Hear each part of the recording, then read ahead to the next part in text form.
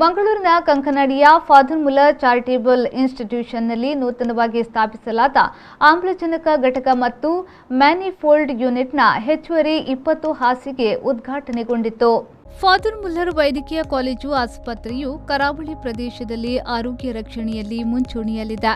ಇನ್ನು ವಿಶೇಷ ಐಸಿಯು ಆರೈಕೆಯಲ್ಲೂ ಸೇವೆ ಸಲ್ಲಿಸುತ್ತಾ ಬರುತ್ತಿದೆ. ಇಂದು ನೂತನವಾಗಿ ಹೆಚ್ಚುವರಿ ಮ್ಯಾನಿಫೋಲ್ಡ್ ಯೂನಿಟ್ನ 20 ಹಾಸಿಗೆ ಹಾಗೂ ಆಮ್ಲಜನಕ ಘಟಕ ಉದ್ಘಾಟನೆಗೊಂಡಿತು. ಮಂಗಳೂರು ಧರ್ಮ ಪ್ರಾಂತ್ಯದ ಧರ್ಮಗುರು ಹಾಗೂ ಫಾದರ್ ಮುಲ್ಲರ್ ಚಾರಿಟೇಬಲ್ ಇನ್ಸ್ಟಿಟ್ಯೂಷನ್ನ ಅಧ್ಯಕ್ಷರಾದ reverend father doctor Peter Paul Saldanha ಅವರು ರಿಬ್ಬನ್ ಕತ್ತರಿಸುವ ಮೂಲಕ ಉದ್ಘಾಟಿಸಿದರು.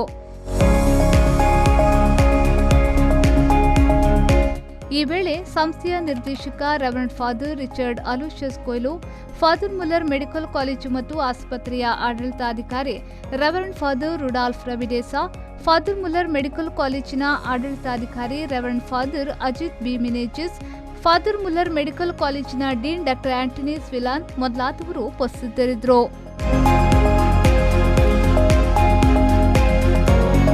ನಾಗೇಶ್ ಕಾಬೂರು, ವಿ4 ನ್ಯೂಸ್, ಮಂಗಳೂರು.